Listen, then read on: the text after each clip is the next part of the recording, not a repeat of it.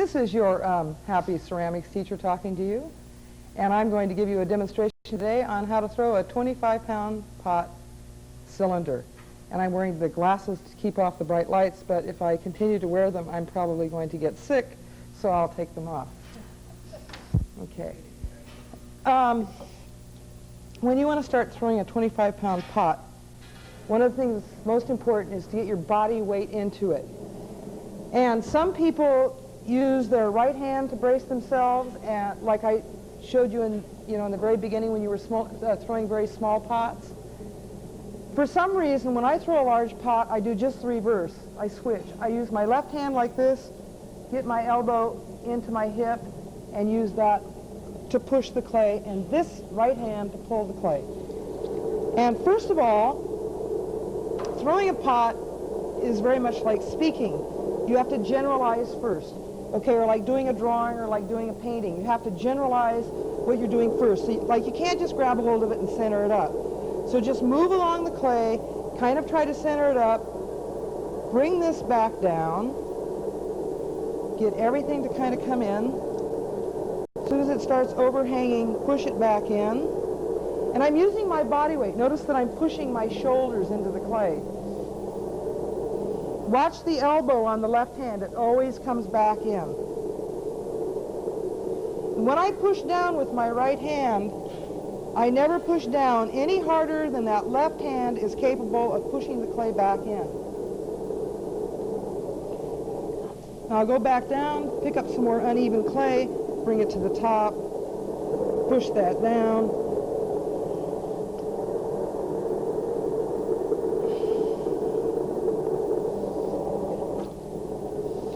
And centering like a large amount of clay like this, one thing that I always find interesting is that sometimes I sit down and I show you people how to do something, and wow, lo and behold, you've seen the demonstration and you think you should be able to go back to your wheels and do it. Well, it doesn't quite work like that. It takes practice.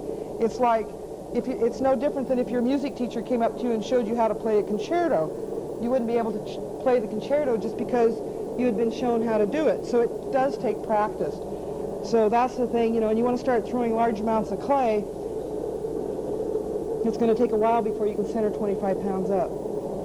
And the best way to get into throwing larger pots is to start increasing the amount of clay that you're throwing by about 5 pounds at a time.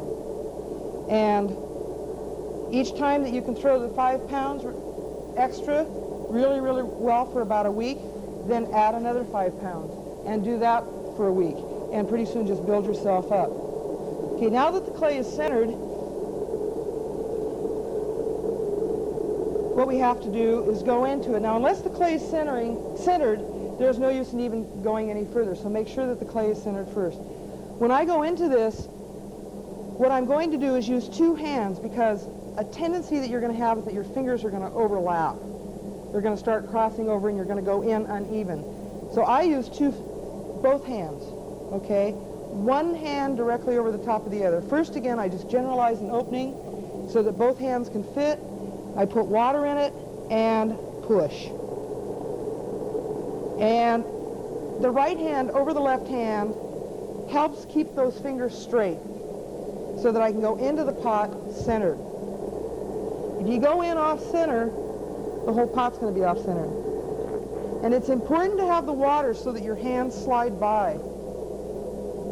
Clay out of here so that I don't have slurry. I have to stand up here.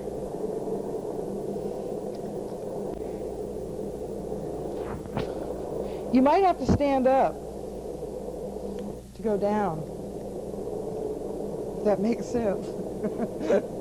Okay, take your ice pick and check the thickness, and you can see that the thickness of this pot is about like so. Okay, and you're going to want it about like this. You can go down just a little bit further if you want, but you will find that once you start doing the undercut, which I'm going to do right now, and I don't know if the camera can see this. Okay, notice that when I put my hand in here that my fingers go under. See my fingers right under this ledge? Okay, it's being under that ledge that really makes a handle. Okay, this is no different than when you're throwing a really small pot. Your fingers have to sit under that handle, and that is the clay that has to come up. But now, your fingers are only so strong. So rather than, use all the strength of your fingers, again, use your body. So what I'm going to do is I'm going to grab a hold of this clay and I'm going to collar it. This is called collaring. And I'm going to get immediate height without having to do any lifting. Okay, because the fingers are so strong. So I'm going to use body. So what I'm going to do is get my left hand in here, right hand forward like this, grab a hold of the clay, give it pressure, but let it slip through the wet. You always have to let it slip through the wet. As soon as I grab a hold of this, I'm squeezing and I am lifting. Okay, now I've got the clay this high, and I haven't even yet done one pull. Okay, now, a lot of times people want to throw 25-pound pots, and they think it's really neat to have the clay dragging under their armpits. I don't like it. So, and having been in clay like for quite a long time now, one thing that I've noticed is that, through the years, it's just a real physical involvement. So when I throw, I try to reduce any amount of extra work for myself that's going to involve a lot of extra physical labor. Just get rid of it. One way to get rid of it is you're going to throw a 25-pound pot. The thing's going to be standing up here. Rather than pulling that clay up, and the higher that it goes, it starts to shimmy off center, okay, is to add the clay back on later. So what I'm going to do is just, let me color this straight here. This nice and straight. What I'm going to do is cut off a lot of extra clay and then just add it back on later. So I'll just go in here and get rid of this. And I'll just set it aside. Okay, now I only have this much clay to contend with. And when I get this clay up, then I can add that back on, and it won't be dragging under my arm, and I won't be dealing with that clay that's off center the whole time. Because as you get the clay up, it just moves. You might have to get somebody to stand there and hold it for you otherwise. This way, it allows you to be totally independent. And I'm all for that. So working, when you work alone for a while and there's nobody around to help you, you start to figure out all kinds of ways of doing things that you normally wouldn't have to solve on your own. So it's really, really important just to start thinking, about how to make things work for yourself. So my hand now is going to go under the undercut. My right hand is on the outside with water in the sponge so that as I come up the wall, the walls will be wet. Okay, so it's just simple. And always push that clay towards center. And as soon as you get to the top, collar that clay in. Collar that clay in. Now go back and lift it.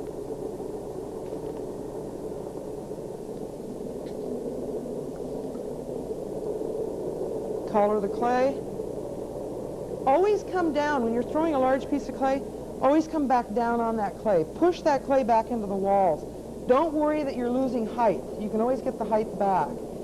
The idea is to get the clay back into the walls so that any time you go down to do a pull or a lift, that the clay is always coming from the bottom of the pot and not from the walls that have already been pulled.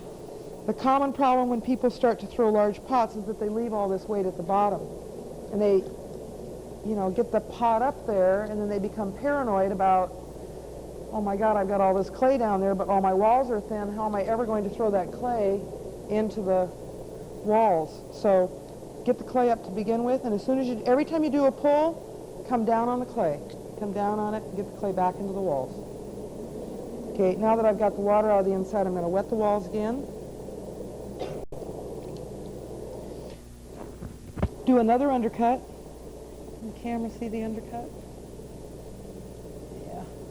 Do another undercut and another lift. And once you have that handle, don't ever let go of it. Always hang on to it. And lift, lift, lift, lift. And continue.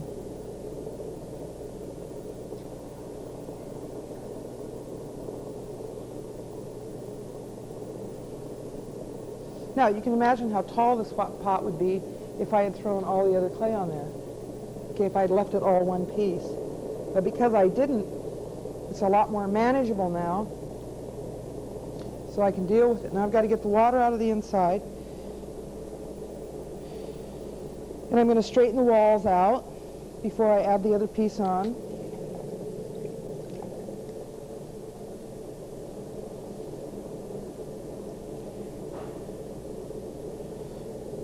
Make sure that before you add the piece that you removed that you've gotten the water out, because once you get that other piece on there, there's no way to get back into the pot.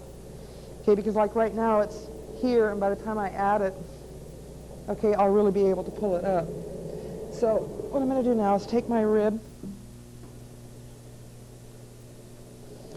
set it down,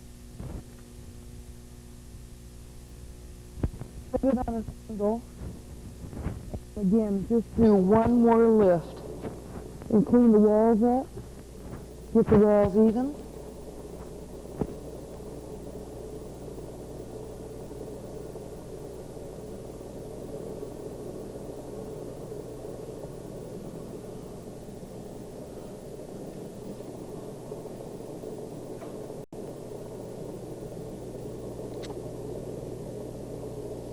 Boy, that thing gets a good shot of the inside.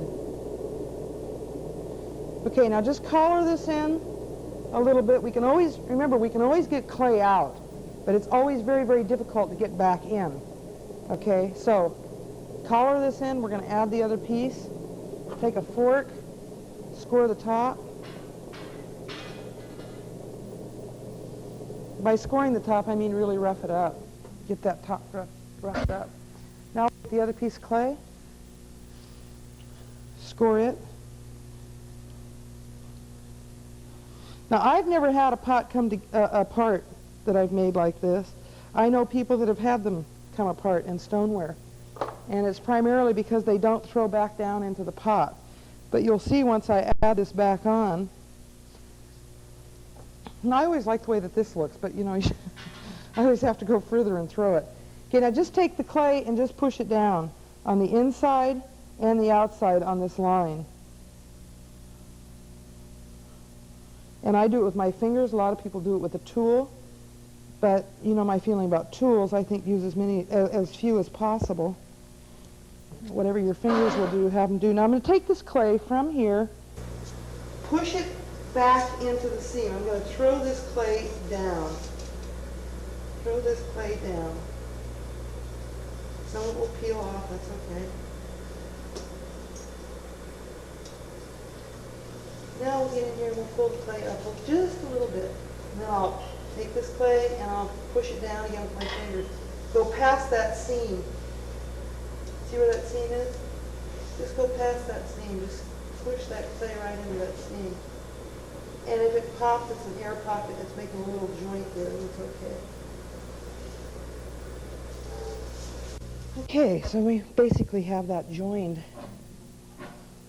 We'll get a little wet. Not real wet, it's not all that necessary. Now, the idea behind adding the piece to the top rather than having the whole thing there to begin with is that now I only have to throw from this point. So that every pull that I do is not all the way from the bottom, because I already have all that clay up. So all I have to do now is pull from here. And I'm not sitting with it under my arms or rolling my sleeves up over my head, you know, or whatever. So come down here and straighten this out a little bit. And we still have a little weight in this clay right here where the joint is. So we'll pull that up. Some of you might try, you know, this approach with even a pot that's just a little smaller, just to see if you can do it. It doesn't have to be like a 25-pounder, but just for convenience, sheer convenience on dealing with this much weight, you know, and this kind of height. Okay, how many of you have tried to throw 25-pound pots and they're going wah, wah, wah, by the time you get them up there? Okay, and part of the problem is that you didn't cut off. And this is just a real easy way to do it. Come down here and straighten this out a little bit. And we still have a little weight in this clay right here where the joint is. So we'll pull that up.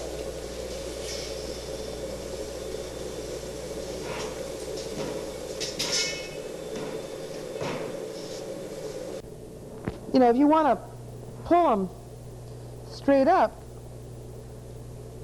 and not cut the top off, what you're dealing with then is that you've got to reach inside of there, and there's no way my arm's that long. So that means then you've got to put bricks on the floor or a stool or something. You've got to find a way to reach into that pot. So I just find this to be a very kind of practical way to do it. Now I can take the rib. Now that I have the clay thrown, straighten the walls out. Make sure that you set that rib on an angle. That eliminates getting the rib marks or rib lines into the wall.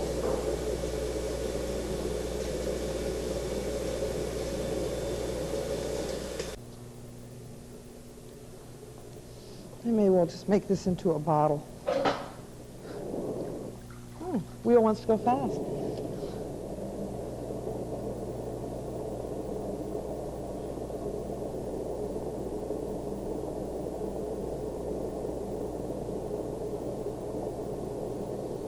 And as soon as I start to, push this in, of course the top goes uneven because you're asking the clay to compress.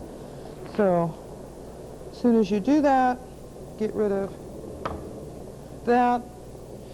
If you have a fear of losing height, just remember that it's better to have a little beauty than a great big ugly. So, don't be afraid of getting rid of the height. Just get rid of it. If it's not working and it's off.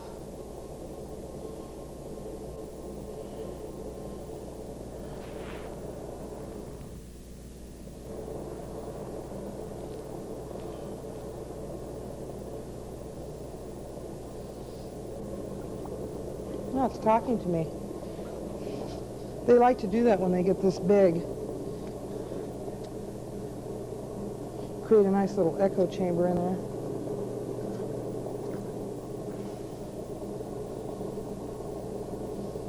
Let's rib the shoulder a little bit.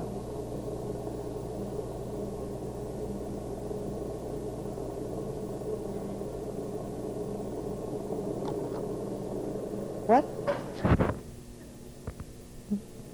Talking away.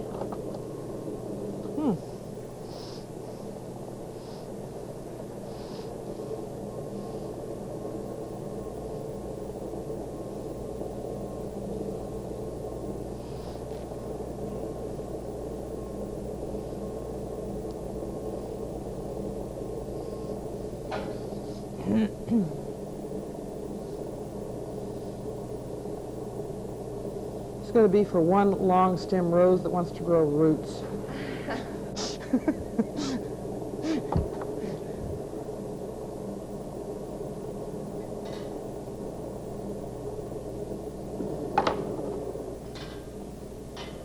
Put a foot on it.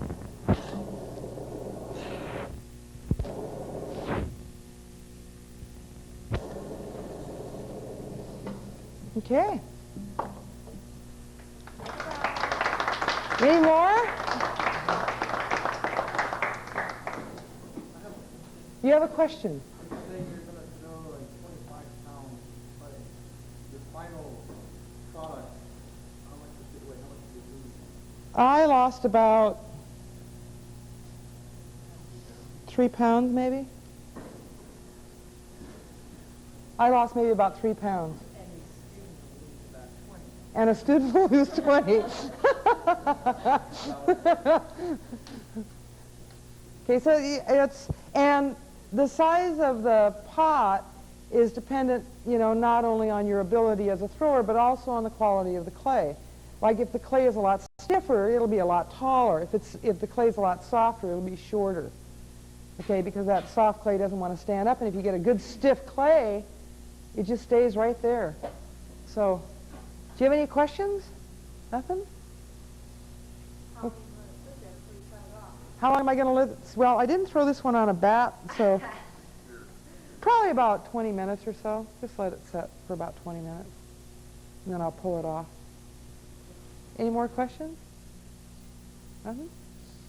Okay. Join us next week for your next video at Captain here. Captainette. Oh, my glasses. Do I need my glasses? With clay on them. Signing off until next time.